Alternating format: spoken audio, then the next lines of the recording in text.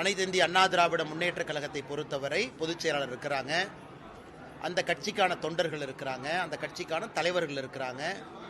அதில் ஒரு யாருக்குன்னா மட்டும்தான் சொல்றாரோ தவிர தமிழகத்தில் 1008 பிரச்சனைகள் நடந்து கொண்டிருக்கிறது, அதை பற்றி பேசலாமே. அது ஒரு கொன்முடி அதே பிரச்சனை தான் இருக்கு, அதெல்லாம் பேசலாமே.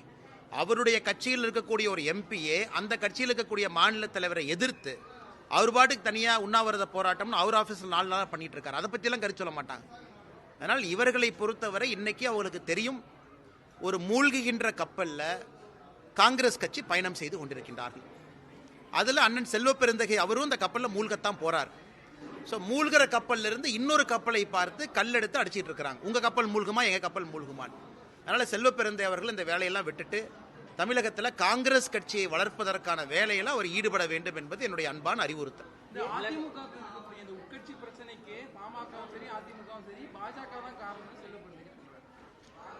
ஆனால் அதான் சொல்லிட்டேன் பாருங்கன்னா, இன்னைக்கு செல்வ பெருந்தகை அவங்க நிலைமை எப்படி ஆகி போச்சுன்னா, ஒரு மிகப்பெரிய ஒரு இயக்கம் காங்கிரஸ் பேர் இயக்கம்.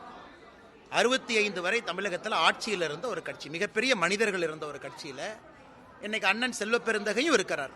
ஏற்கனவே அவரை பற்றி பல இடத்துல நான் பேசியிருக்கேன், குற்றம் சாத்தி இருக்கின்றேன், நிறைய விஷயம் பேசியிருக்கேன். இன்னைக்கு அவர் கட்சியை வளர்த்துறதை பற்றி பேசுறதெல்லாம் விட்டுட்டு இன்னைக்கு பாரதிய ஜனதா கட்சி இப்படி இருக்கு, பாரதிய ஜனதா கட்சி அப்படி இருக்கு, பாட்டாளி மக்கள் கட்சி இப்படி இருக்கு, அதிமுக இப்படி இருக்குன்னு லைவ் கமெண்ட்ரி கொடுக்கறது தான். அதனால செல்வ பெருந்தகை அண்ணன் காங்கிரஸ் கட்சியை விட்டுட்டு ஒரு தொலைக்காட்சி நிறுவனத்தில் அந்த 8 மணியிலிருந்து 9 மணி வரை நடக்கக்கூடிய டிபேட்டில் தினமும் பங்கேற்க வேண்டும் என்பது என்னுடைய அன்பான வேண்டுகோள். ஏன்னா அதுக்கு தான் அவர் லாயக்கா இருக்கிறார். அவர் பேசுறது இப்படியாங்க நான் பேசுவாங்க, அதிமுக சொல்றாங்க அந்த கட்சி அவங்க பார்த்துக்குவாங்க, பாட்டாளி மக்கள் கட்சி அவங்களுக்குள்ள பிரச்சனை இருந்தால் அவங்க பார்த்துக்குவாங்க. வெளியே இருந்து ஏன் இவர் பதறி கொண்டு இருக்க வேண்டும்? ஏன்னா அவருடைய கப்பல் மூழ்குது, அந்த கூட்டணி தோற்குது என்பது அவருக்கு தெரியும். அதனால வெளியே இருந்து காங்கிரஸ் கட்சி பதறி கொண்டிருக்கின்றார்கள். இன்னைக்கு செல்வ பெருந்தகை அவருடைய குரல் எப்படின்னா ஸ்டாலின் அவருடைய குரலா மாறிடுச்சு. எப்படி இருந்த காங்கிரஸ் பேரியக்கம் இப்படி ஆகிவிட்டது என்று நான் வருத்தப்படுகின்றேன்.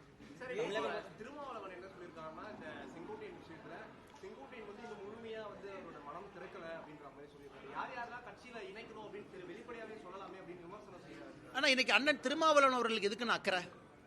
அவர் ஒரு கூட்டணியில் இருக்கிறாங்க, அந்த கூட்டணி ஸ்ட்ராங்கா இருக்குன்னு அண்ணன் திருமாவளவன் நினைக்கிறாங்க, அந்த கூட்டணி மறுபடியும் வெற்றி பெறும்னு அவர் சொல்லிட்டு இருக்கார். ஆனால் அண்ணன் திருமாவளவன் அவர்களுக்கு மற்ற கட்சியின் மீது கரிசனம் என்ன, அக்கறை என்ன? ஏன் அவங்க அப்படி இருந்தா எப்படி? என்டிஏ கூட்டணியில் இன்னைக்கு அனைத்து இந்திய அண்ணா திராவிட முன்னேற்ற கழகம் இருக்கு, அதனுடைய ஒரு தலைவர் பேட்டி கொடுத்திருக்கிறாங்க, அந்த கட்சியில தலைவர்கள் இருக்கிறாங்க, அவங்க முடிவெடுப்பாங்க. வெளியே இருந்து இவங்க எல்லாம் பதறாங்கன்னு என்ன தெரியுதுனாங்கன்னா, எங்க அப்பா குதிரைக்குள் இல்லைன்னு நம்ம கிராமத்தில் ஒரு பழமொழி சொல்லுவாங்க. அதாவது எங்க அப்பா குதிரைக்குள் இல்லைன்னா நான் ஒளிச்சு வைக்கல அப்படின்னு.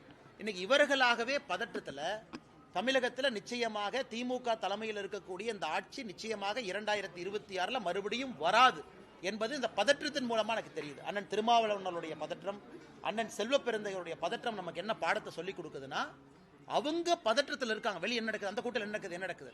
அதனால் இது வலிமையாகத்தான் இருக்கு, இல்லை எந்த பிரச்சனையும் இல்லை. இன்னும் 7-8 மாத காலம் இருக்கிறது. நடக்கும் பொழுது எல்லாம் நன்றாகத்தான் நடக்கும். பாஜக அதிமுக கூட்டணி வச்சிருந்தா 30 சீட்டுக்கு மேல ஜெயிச்சிருப்போம் அப்படின்னு செங்கோட்டையன் பேசியிருக்கிறார். அதை எப்படி சொல்றீங்க? அது செங்கோட்டையனுடைய கருத்தாக நான் பார்க்கின்றேன். ஒருத்தருக்கு ஒரு கருத்து இருக்கும். பாரதிய ஜனதா கட்சியினுடைய தொண்டனுக்கு ஒரு கருத்து இருக்கும், பாரதிய ஜனதா கட்சி தலைவர்களுக்கு ஒரு கருத்து இருக்கும். செங்கோட்டையன் அவரு கருத்து சொல்லியிருக்கிறாரு. அந்த 6 பேர் அப்படின்னு தலைவர்கள் பேர் சொல்லல, அவங்களுடைய கருத்தாகத்தான் பார்க்கிறேன். அதை பற்றி நான் கருத்து கூற விரும்பலைங்க. ஆனா ஒரே நிமிஷம் இதையும் பேசிடுவேன். ஸ்டாலின் ஐயாவை பத்தி என்ன பேசலையே. நம்முடைய முதலமைச்சர் அவர்கள் வெளிநாட்டு பயணம் போயிருக்கிறாங்க. பாதுகாப்பா ஜெர்மனியில், யுனைடெட் கிங்டம்ல அவருடைய பயணத்தை எல்லாம் முடிச்சு விட்டு பாதுகாப்பாக நம்முடைய நாட்டிற்கு வர வேண்டும். அதே நேரத்தில் இது ஒண்ணுமே இல்லைங்கன்னா, இது old wine and new bottle அப்படின்னு நம்ம சொல்லுவோம். அந்த பழைய மாவையை எடுத்து திரும்ப அரைச்சி அது புதிய பாட்டிலில் ஊற்றி விற்கிறது தான் வேலை. 13,000 கோடி ரூபாய்க்கு மேலே நாங்கள் முதலீடு ஈர்த்திருக்கிறோம். எங்களுடைய மாநில தலைவர் அண்ணன் நயினார் அவர்கள் நிறைய பேர் சொல்கிறாங்க, கட்சியில் தலைவர்கள் நிறைய பேர் சொல்கிறாங்க. நாராயண திருப்பதி அவர்கள் எங்களுடைய முதன்மை செய்தி தொடர்பாளர்கள் மிக நீண்ட செய்தியாளர் சந்திப்பு நடத்தியிருக்கிறாங்க. இது எல்லாமே மேக் இன் இந்தியா திட்டத்தில் இந்தியாவில் கமிட் பண்ண கம்பெனிஸ். மேக் இன் இந்தியா திட்டம், ப்ரொடக்ஷன் லிங்க்ட் இன்சென்டிவ் PLI திட்டத்தில் இந்த எல்லா நிறுவனங்களும் ஏற்கனவே அவங்களோட இயர்லி கோட்டா போட்டாங்க. போன ஆண்டே சொல்லிட்டாங்க, அடுத்த ஆண்டு நாங்கள் எவ்வளோ இன்வெஸ்ட் பண்ண போகிறோம், மேக் இன் இந்தியா திட்டத்தை எப்படி பயன்படுத்திக்க போகிறோம். இவங்க எப்படின்னா எல்லாம் முடிஞ்சதுக்கப்புறம் ஸ்டிக்கர் ஒட்ட கிளம்பி இருக்கிறார். நம்முடைய மாண்புமிகு முதலமைச்சர் அவர்கள் ஜெர்மனியில் போய் ஒரு ஸ்டிக்கர் ஒட்டிட்டு, யுனைடெட் கிங்டம்ல போய் ஒரு ஸ்டிக்கர் ஒட்டிட்டு திரும்பி வர்றார். அவர் எவ்வளவு பணம் கொண்டு வந்தாலும் எனக்கு சந்தோஷம். காரணம் தமிழகத்திற்கு அந்த பணம் வரணும். ஆனால் அதை மறைக்காமல் சொல்லுவோம், பெருமையாக சொல்லுவோம். பாரத பிரதமர் நரேந்திர மோடி அவர்களுடைய ஆட்சியில் ஈர்க்கப்பட்டு வெளிநாட்டில் இருக்கக்கூடிய நிறுவனங்கள் இன்னைக்கு இந்தியாவை பொறுத்தவரை உலகத்தில் 3வது பெரிய எஃப்டிஐ இருக்கக்கூடிய நாடாக மாறி இருக்கின்றோம். எஃப்டிஐ, ஃபாரின் டைரக்ட் இன்வெஸ்ட்மெண்ட் வரக்கூடிய நாடாக மாறி இருக்கும். அமெரிக்கா ஃபர்ஸ்ட், சைனா செகண்ட், நம்ம தேர்டு. அதை நோக்கி பணம் வருது.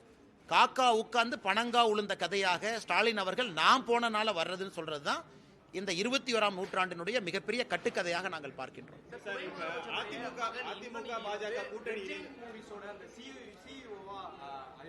ஆனால் தமிழகத்தில் அடிப்படையில் என்ன தவறாக இருக்கிறது என்பதற்கு ஒரு உதாரணம், ரெட் ஜெயின் மூவி நிறுவனத்தினுடைய புதிய சிஇஓவாக மாண்புமிகு தமிழகத்தினுடைய துணை முதலமைச்சர் உதயநிதி ஸ்டாலின் அவருடைய மகன் இன்பநிதி ஸ்டாலின் அவர்கள் பொறுப்பேற்பதை சுட்டி காட்டுதுங்கண்ணா.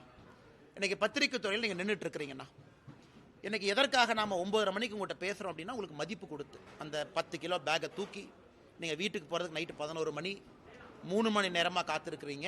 ஏன்னா நீங்கள் சம்பாதிக்கக்கூடிய 20,000 30,000 40,000த்துக்கு உழைத்து சம்பாதிக்கிறீங்க. ஆனால் ஒரு குடும்பத்தில் எதையும் செய்யாமல் பையன் ஃபுட்பாலுக்காக ஸ்பெயினுக்கு அனுப்பணும், அங்கே போய் ஃபுட்பால் விளையாண்டாரு. அரசியலுக்கு 3 பேரும் சொன்னது தான். ஸ்டாலின் ஐயாவும் சொன்னதுன்னு அரசியலுக்கு வரமாட்டேன், உதயநிதி சொன்னது அரசியலுக்கு வரமாட்டேன், உதயநிதி அவங்க எனக்கு இன்பநிதி அவங்க சம்பந்தமே இல்லைன்னு சொன்னவங்கள. இந்த நிறுவனமே ஒரு குளறுபடி இருக்கக்கூடிய நிறுவனம். இந்த நிறுவனத்தை பொறுத்தவரை பணம் எப்படி வருது, பணம் எப்படி போகுதுன்னு யாருக்குமே தெரியாது. இடி பிரச்சனையில், சிபிஐ பிரச்சனையில், இன்கம் டேக்ஸ் பிரச்சனையில் இருக்கக்கூடிய ரெட் ஜெயின் நிறுவனம் தமிழகத்தினுடைய மொத்த ப்ரொடக்ஷன் எல்லாத்தையுமே தன்வசம் படுத்தி கொண்டிருக்கக்கூடிய நிறுவனத்திற்கு எதுவுமே இல்லாமல், யாருமே இல்லாமல், சம்பந்தமே இல்லாத இன்பநிதி ஸ்டாலினை கொண்டு வந்து சிஇஓ போட்டிருக்காங்கன்னா இதுலயே நமக்கு தெரியுது இந்த டைனாஸ்டிக் பாலிடிக்ஸ்ங்கிறது எந்த அளவுக்கு போயிருக்கு, எந்த அளவுக்கு ஆழமாக போயிருக்கு. அதையெல்லாம் தாண்டி நீங்களும் நானும் என் குழந்தைய கஷ்டப்பட்டு படித்து வளர்த்தி சம்பாரித்து வாப்பான்னு சொல்கிறோம்.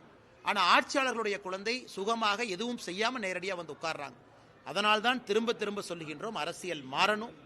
அது அவருடைய தனிப்பட்ட விஷயம். பொதுப்படையாக சொல்வது இது தமிழகத்திற்கு அழகல்ல.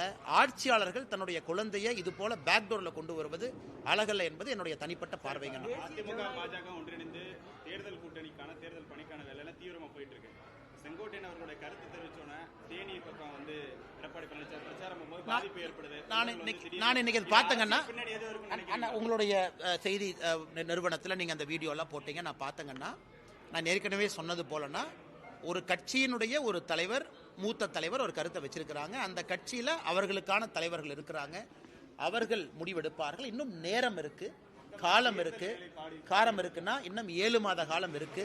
அதனால் நிச்சயமாக எல்லாம் சுமூகமாக போகும் என்பது என்னுடைய நம்பிக்கைங்க. நாகேந்திரனுடைய மகனுக்கு கட்சியில மாநில பொறுப்புல கொடுத்ததா பல சர்ச்சைகள் இருக்கு. ஏன்னா திமுகவை வாரிசு அரசியல்னு சொல்ற பாஜக மாநில தலைவரோட பையனை கொண்டு வந்திருக்காங்க அப்படின்னு சொல்லி சொல்றாங்க. அதே மாதிரி அலிஷா அப்துல்லா, விஜயதாரணி உள்ளிட்டவர்கள்லாம் பொறுப்பே போடல அப்படின்னு சொல்லி. இதுல முக்கியமா என்னன்னா அவங்க முஸ்லீம் புறக்கணிக்கிறாங்க அப்படின்னு சொல்லி குறிப்பாக உங்களுடைய பின்பற்றலும் மோடியோட பின்பற்றல் காரணமாக தான் நான் கட்சியில் இணைஞ்சேன். ஆனா எனக்கு உரிய மரியாதை கிடைக்கல. கட்சியினுடைய அமைப்பு பொதுச் செயலர் கேசவ விநாயகம் வந்து எங்களை புறக்கணிக்கிறார் நமக்கு குற்றச்சாட்டு வைக்கிறாங்க. நான் சகோதரி அலிஷா அப்துல்லா அவர்களுக்கு என்னுடைய அன்பான வேண்டுகோள், கொஞ்சம் பொறுமை. அரசியலை பொறுத்தவரை ஒருவருக்கு ஒரு நேரத்தில் ஒரு பொறுப்பு கொடுத்துக்கிட்டே வருவாங்க. உடனே பொறுப்பு கிடைக்குது அப்படிங்கிறக்காக அவங்கள கட்சி மறந்து விடவில்லை. எனக்கு பொறுப்பே கொடுக்கல, என்னை உதாசீனப்படுத்திட்டாங்க அப்படிங்கிற அர்த்தம் கிடையாது. அலிஷா அப்துல்லா அவர்கள் ஒரு முக்கியமான இந்த கட்சியினுடைய ஒரு ரேசராக இருந்து வந்தாங்க. பொறுமை காட்கணும். இந்த கட்சி நிச்சயமாக அவர்களை பார்த்து கொள்ளும். அதே நேரத்தில் மாநில தலைவர் அவர்கள் இந்த நீங்கள் கேட்ட கேள்விக்கு நயினார் அண்ணா அவங்க பதில் சொல்லியிருக்கிறாங்க. அதன் பிறகு இன்றைக்கி நான் பதில் சொன்னால் அது சரியாக இருக்காதுங்கண்ணா. அதனால் மாநில தலைவர் அவருடைய மகன் சம்பந்தப்பட்ட கேள்விக்கு அவர் ஒரு பதில் சொல்லியிருக்கிறாங்க. அதனால் அதை நீங்கள் பதிலாக எடுத்துக்கங்கண்ணா. இன்றைக்கி நான் அதை பற்றி பேச விரும்பலைங்கண்ணா. ஆனால் நேற்று நான் வேண்டுகோள் விடுத்திருக்கிறோம், எல்லோரும் வேண்டுகோள் விடுத்திருக்கிறோம். தனிப்பட்ட முறையில் அண்ணன் டிடிவி அவர்கள்ட்ட தொலைபேசியில் நான் பேசினேன், அண்ணன் ஓபிஎஸ் அவங்ககிட்ட பேசணும், மறுபரிசீலனை செய்யணும். ஏன்னா for the larger interest of Tamil Nadu, Bharatiya Janata கட்சியில் என்னையும் உட்பட எல்லோருமே தமிழகத்திற்காக 2026 ஒரு மாற்றம் வர வேண்டும் என்பதற்காக ஒரு அணியில் நிற்கிறோம். எங்களோட இண்டிவிஜுவல் பிரச்சனை, அந்த பிரச்சனை, இந்த பிரச்சனைலாம் கலைந்து ஏன் நிற்கிறோம் அப்படின்னா தமிழக மக்கள் அதை விரும்புகிறாங்கன்னு. அதனால் நிச்சயமாக அண்ணன் டிடிவி அவர்களும் அண்ணன் ஓபிஎஸ் அவர்களும் பெரிய மனிதர்கள், மாண்புமிக்க மனிதர்கள், மறுபரிசீலனை செய்வார்கள் என்று நம்புகின்றேன். தேசிய ஜனநாயக கூட்டணியில் அங்கம் வகிக்கக்கூடிய கட்சியோட அதிமுக, அந்த கட்சியில் இந்த மாதிரியான உட்கட்சி வரக்கூடிய 26 தேர்தலில் எலெக்ஷன் வரப்போகுது, எப்படியான இம்பாக்ட்? ஆனால் இன்னும் 7 மாதம் இருக்குது தலைவா, நீங்கள் பொறுமையாக இருக்கலாம், சரி பண்ணிக்கலாம். பல்வேறு மாற்றம் வரும் நீங்க அண்ணா பல்வேறு மாற்றம் வரும் நீங்க நினைக்கிறீங்களா? எதுலிங்கண்ணா?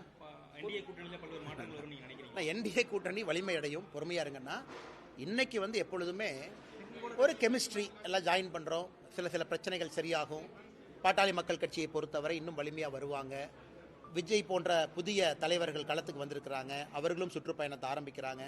தமிழகத்தை பொறுத்த வரைக்கும் அடுத்த ஒரு 6 மாத காலம் அரசியலை நான் ரொம்ப இன்ட்ரெஸ்டிங்காக பார்க்குறேங்க. நிறைய சேஞ்சஸ் வரும், நிறைய காம்பினேஷன் மாறும், நிறைய புதிய விஷயங்கள் மக்கள் பார்ப்பாங்க. விஜய் போன்றவர்கள் களத்துக்கு வந்த பிறகு இன்னும் கொஞ்சம் சுவாரஸ்யம் அது பிடிக்கும். அதனால் இன்றைக்கே எல்லாத்துக்கும் பதில் எங்கிட்ட இல்லைங்கன்னா உங்ககிட்ட இல்லை.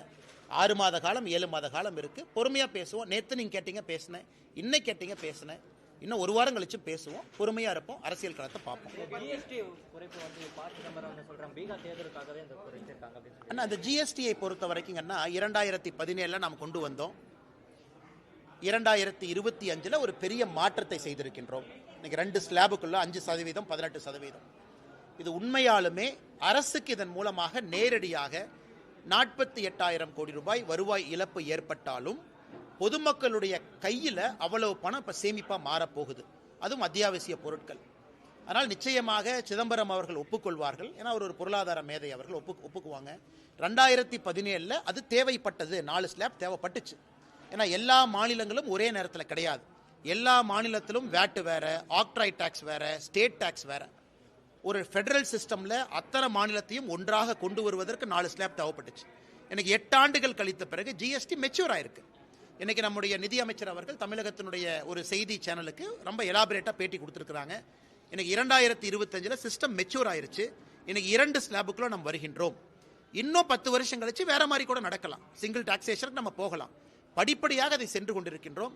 அதனால் அண்ணன் சிதம்பரம் அவர்களும் அதை உணர்ந்திருக்கிறாங்க. அரசியலுக்காக பேசுவதாகத்தான் நான் பார்க்கின்றேன்.